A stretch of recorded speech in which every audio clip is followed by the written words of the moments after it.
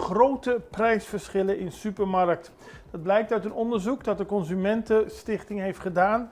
In de periode van 15 tot en met 20 oktober hebben ze 17 verschillende supermarkten op Curaçao bezocht om de prijzen te noteren van bijna 100 producten binnen de categorieën vlees, fruit en groente. Er is een overzicht gemaakt en een prijslijst om de consumenten te helpen bij het maken van bewuste aankopen. Er zijn grote verschillen geconstateerd. Zo kost een kilo schouderham bij Van den Twil ruim 42 Caribische gulden, terwijl dezelfde hoeveelheid bij Esperamos 18,75 kost. Dat is een verschil van bijna 24 gulden.